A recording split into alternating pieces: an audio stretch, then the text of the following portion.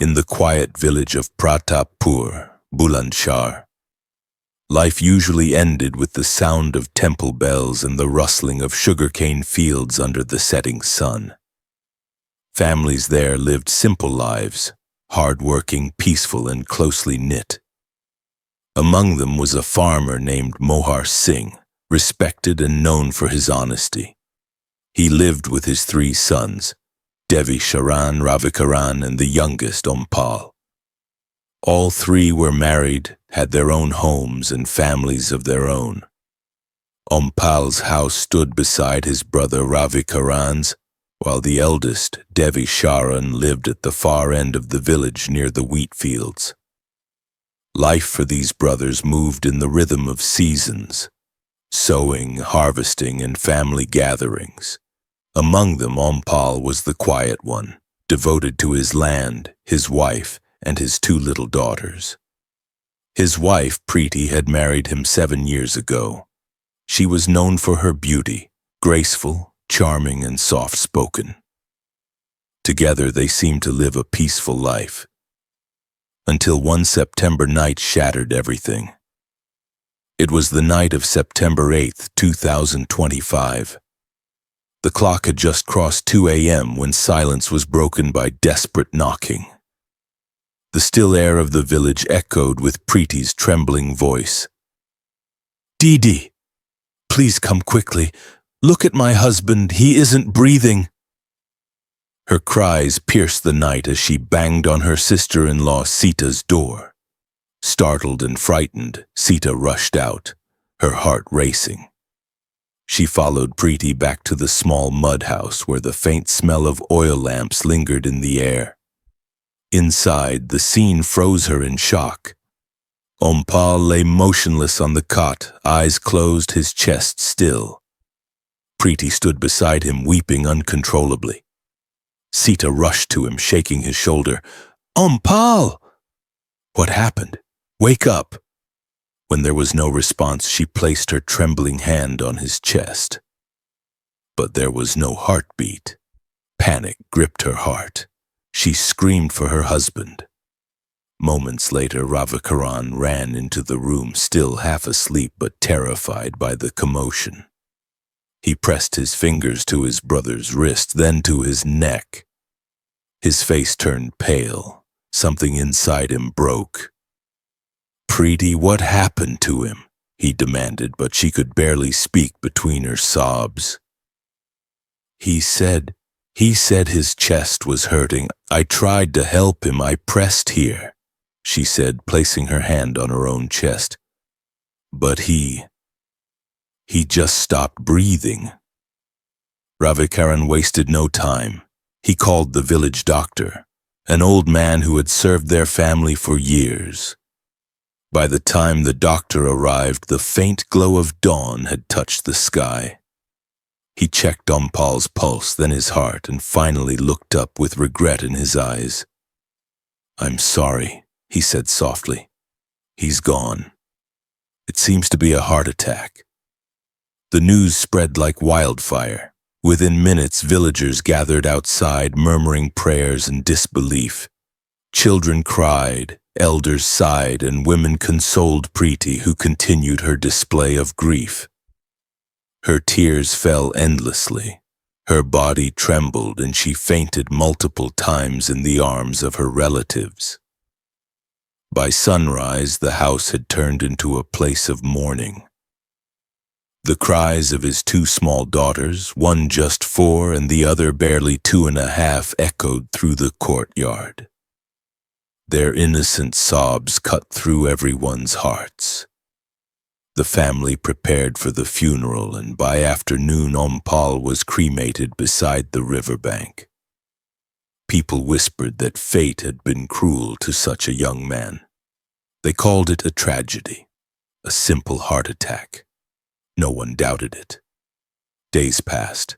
The house fell into silence again. But grief wasn't the only thing haunting the family. Ravikaran's 12-year-old daughter, Mamta, began to change. Once cheerful and talkative, she had grown pale and withdrawn. She avoided food, spoke to no one, and spent hours sitting quietly, staring into nothing. Her mother Sita noticed the difference immediately. She tried asking her what was wrong, but every time she did, Mamta would look down and whisper, "Nothing, Ma." At first, everyone thought the girl was traumatized by her uncle's sudden death. After all, Mamta loved Ompal deeply. He treated her like his own daughter. She used to spend her evenings at his house, helping Preeti in the kitchen and playing with her cousins. Sometimes she even stayed the night there. It wasn't unusual in their close-knit family. But something about her fear seemed different. Whenever Preeti walked past, Mamta would look away, her tiny body stiffening as if she were hiding from something. Her eyes would fill with tears and she would quietly move to another room. Sita couldn't ignore it anymore. She asked gently again and again, but Mamta refused to speak. Days turned into weeks and her condition worsened. She stopped eating properly, her eyes were swollen from crying at night, and she barely slept. One afternoon, when Sita found her trembling under her blanket, she sat beside her, stroked her hair, and said softly, "Mamta, please tell me what's bothering you." "You can trust me for a long moment," the girl said not. One afternoon, when Sita found her trembling under her blanket, she sat beside her, stroked her hair, and said softly, "Mamta, please tell me what's bothering you. You can trust me." For a long moment, the girl said nothing. Then suddenly she burst into tears. Her small hands shook as she clutched her mother's sari. Her voice broke as she whispered, "Ma, Chacha didn't die from a heart attack. He was killed." The words struck Sita like lightning. She froze, staring at her daughter in disbelief. What did you just say?" she asked, her voice trembling. But Mamta only cried harder. "Chachi Preeti and Bhaiya Abhai. They killed him, Ma. I saw it happen." Sita's world spun. Her breath caught in her throat. "What are you saying?" "That's impossible," she stammered. But Mamta's eyes were filled with terror and truth.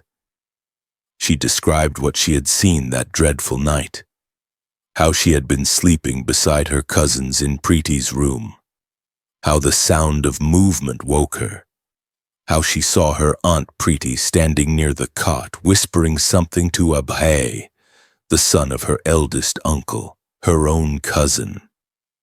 Through her half-open eyes, Mamta saw her Chachi pick up a pillow, while Abhay tightened a scarf around his hands. They moved closer to Ompal, who was fast asleep after drinking that night. Mamta watched in silent horror as Preeti pressed the pillow over his face, and Abhay pulled the scarf tight around his neck. She wanted to scream, but fear froze her. She lay still, pretending to be asleep, her tiny body trembling as tears silently rolled down her cheeks.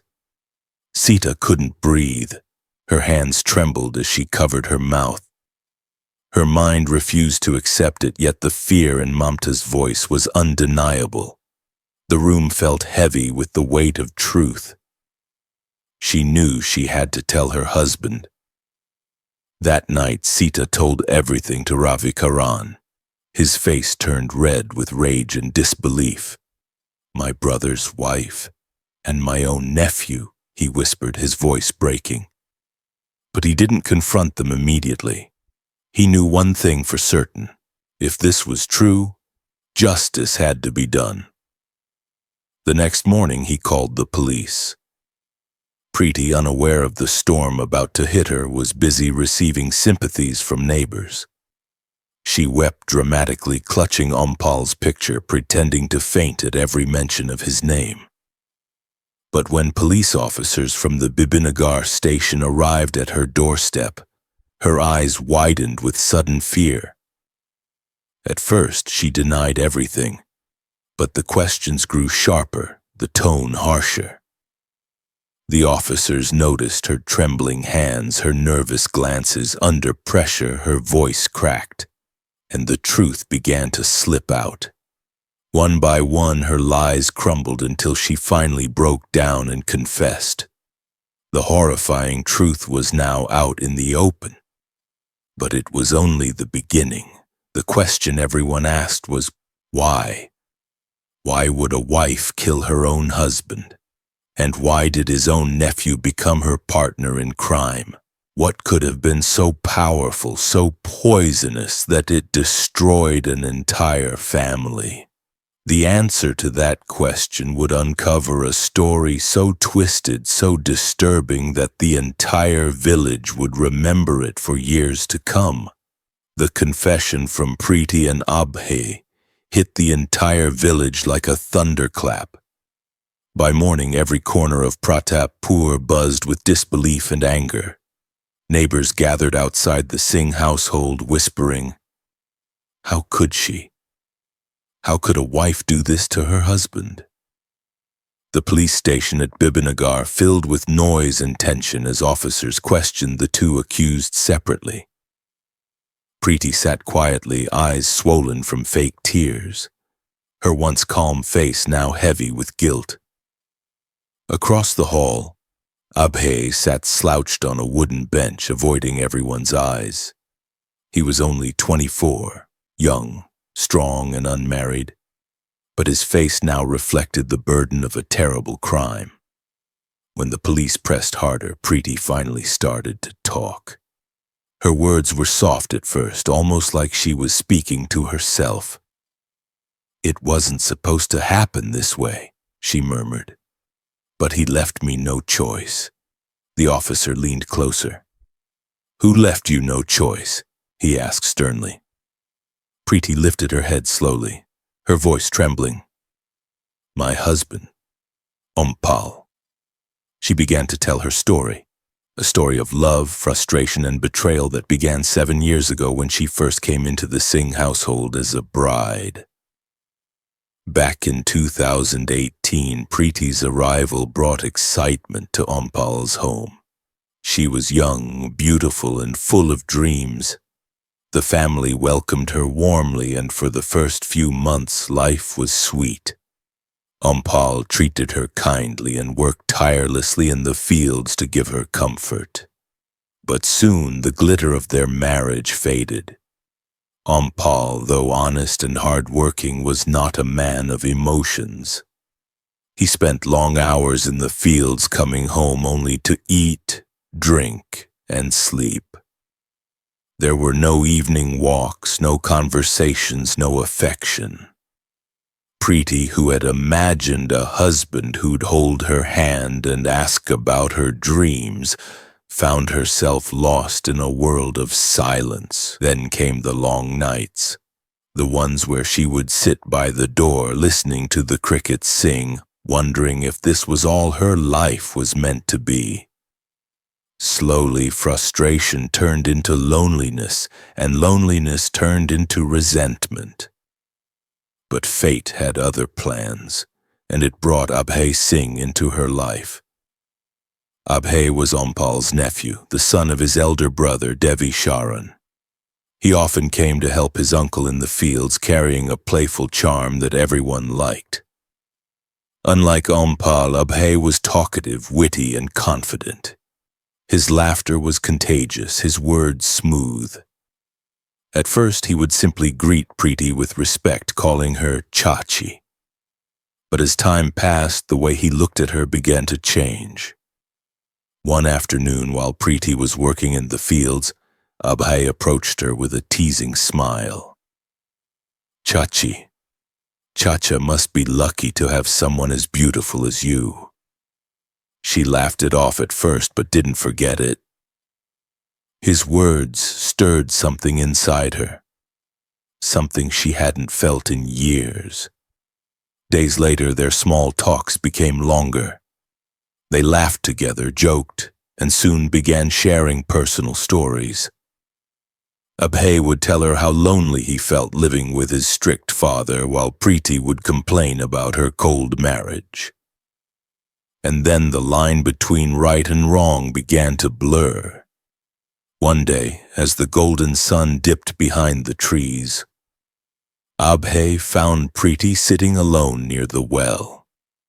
He sat beside her and said softly, "You know, Chachi, you deserve someone who understands you." She looked at him, and for a brief moment she didn't see her nephew. She saw someone who finally noticed her pain. That was the beginning of their forbidden bond. They began meeting secretly, first in the fields, then in the backyard when everyone slept. Abhay, captivated by her beauty, promised her the world. "I'll make you happy, Chachi," he said once. "I'll give you the life you deserve." And she believed him. The guilt of betrayal was washed away by the thrill of desire. Their love soon turned physical. Nights that once felt empty were now filled with whispers and stolen kisses. The secret affair grew bolder. They exchanged messages, gifts, and promises of a future together. But what they didn't realize was that secrets have a way of finding their way into the light. One evening, Ompal returned home earlier than usual. He opened the door quietly and froze in shock. Inside, in the dim light of the lantern, he saw the two people he trusted the most, his wife and his nephew, in each other's arms. The sight tore his soul apart, but instead of creating a scene, Ompal walked out silently. That night, he didn't speak a word to anyone. The next morning, his face was pale, his eyes hollow. He didn't eat, didn't talk, didn't look at Preeti. He began drinking heavily, using alcohol to numb the pain. For a few days, Preeti tried to talk to him, but he refused to respond. When she finally confronted him, he said just one sentence. "You've killed me already, Preeti." From that day, he began treating her coldly, almost like a stranger living in his house. He forbade her from leaving home, stopped her from talking to Abhay, and made her life a prison.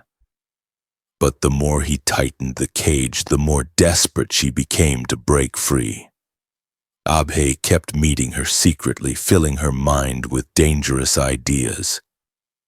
"He'll never let us be together," Abhay said one night. "He'll ruin both of us if he finds out." Preeti's eyes welled with tears. "Then what do we do?" she whispered. And that's when Abhay said the words that sealed Ompal's fate. "If he's gone, we can be free." For a moment, Preeti was stunned. But then, as if darkness whispered into her heart, she nodded slowly. But how? They planned it together, every small detail. Preeti knew Ompal's routine well.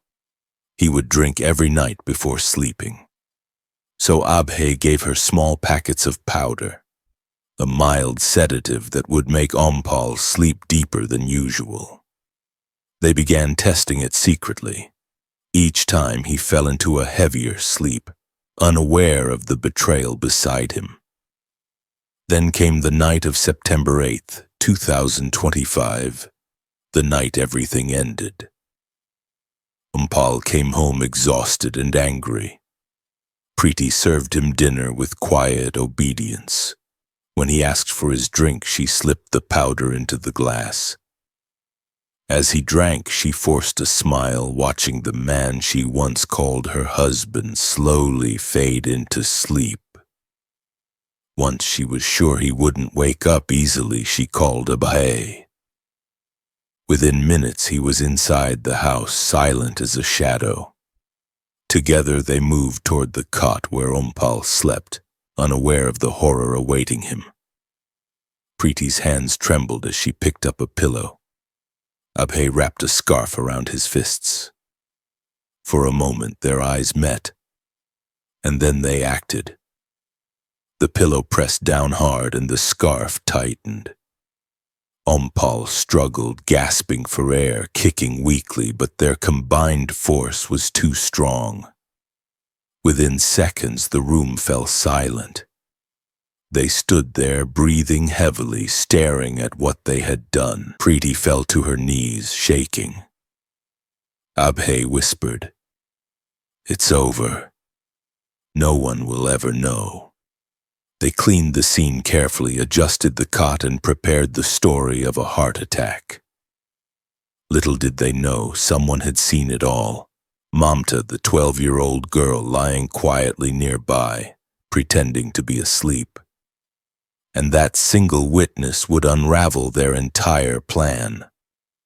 The police officer stared in disbelief as Preeti finished her confession, her face streaked with tears. "I thought no one saw us," she said faintly. "But God did." Her words hung in the air like a curse. The officers looked at each other. The motive was clear, the method was brutal, and the evidence was about to be revealed. But there was still one unanswered question. What would happen to them now? As the night grew darker in the police station, Preeti and Abhay sat on opposite sides of the cell, staring at the floor.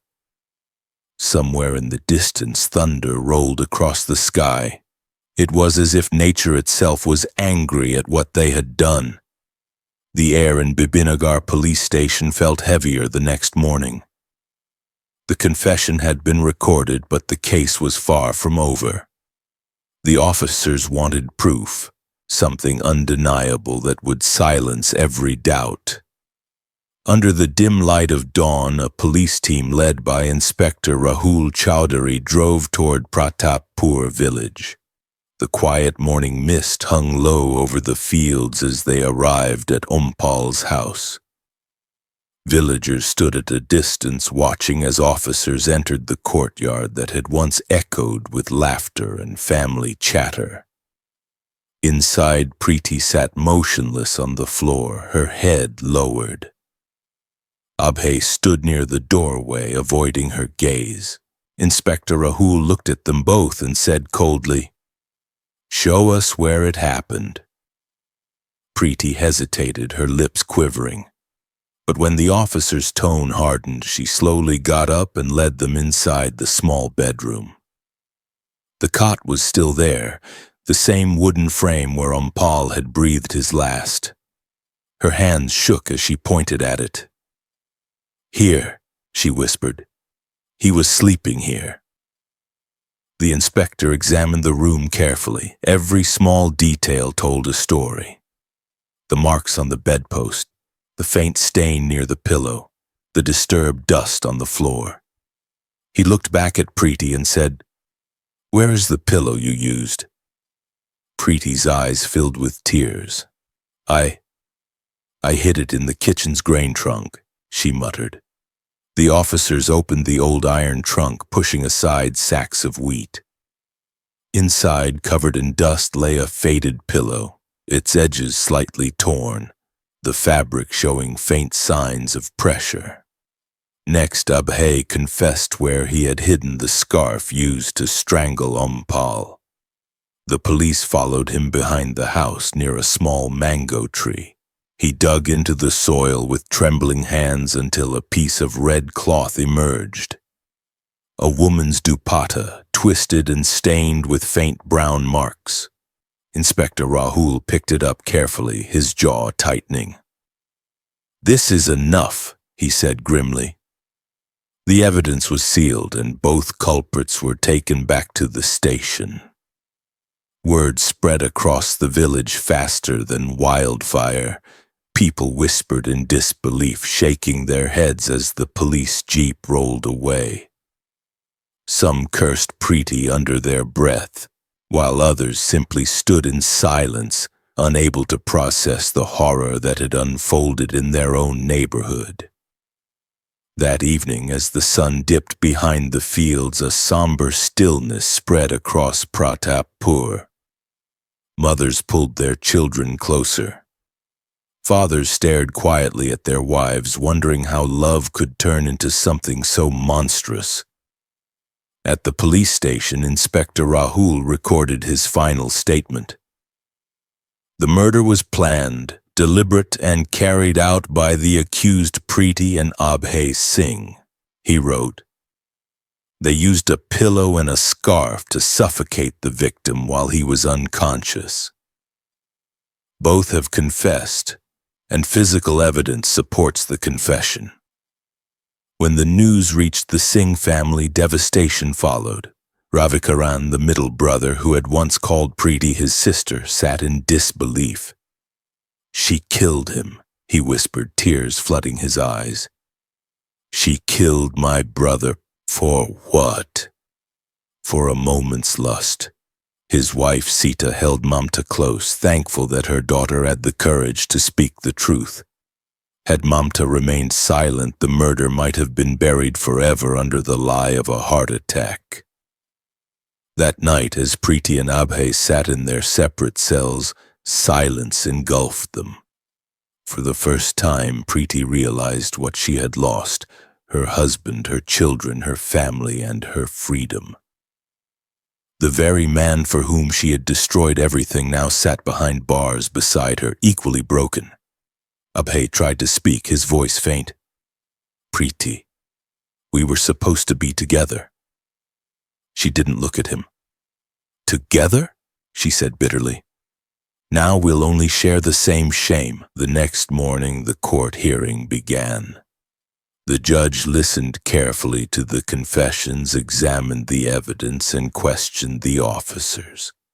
Every word in the courtroom carried the weight of sorrow and betrayal. When the verdict was announced, the sound of the gavel echoed through the room like thunder. Both Preeti and Abhay Singh were charged under Section 302 of the Indian Penal Code. Murder. They were sentenced to life imprisonment for taking the life of an innocent man, a husband, and a father. Preeti broke down completely. As she was led away in handcuffs, her cries filled the courtroom. I didn't want to kill him. I just wanted love, she screamed. But there was no sympathy left for her. Not from the villagers, not from her family, not even from Abhay, who now sat silently, his eyes empty. Outside, reporters and locals gathered, shaking their heads. This is what happens when desire blinds conscience, someone said. Another added softly, sometimes the dead are the lucky ones. At least their pain ends. Days later, life in Pratappur slowly returned to normal. The fields swayed again under the warm sun, but something in the air had changed. The laughter that once filled the Singh family courtyard was gone. The children no longer played near that house, and at night the villagers claimed they could still hear faint sobs near Ompal's room when the wind blew. Mamta, the young girl who saw everything, became quiet but brave. People in the village called her the child of truth. Her testimony had brought justice, but at a price. Her innocence was stolen forever by the images she could never forget. As months passed, Ompal's 2 daughters were taken in by their uncle Ravikaran, who promised to raise them with love and care. They would grow up knowing that their father was a good man, one who died because he trusted too much. And what about Preeti and Abhay? They lived their punishment day after day in the cold walls of the prison, surrounded by the silence they once used to hide their sin. There were no whispers of love left, no dreams of freedom. Only regret that echoed louder than any prison bell. Inspector Rahul, who had solved the case, once said to a journalist, "Crimes like these don't begin with hatred, they begin with desire. When love loses its purity and turns into poison." And maybe he was right. Because sometimes evil doesn't come from strangers. It comes from the people we trust the most, the ones we call our own. This story of Ompal, Preeti, and Abhay leaves behind a haunting question for all of us. How far can a person go in the name of love? And at what point does love itself become the greatest crime of all?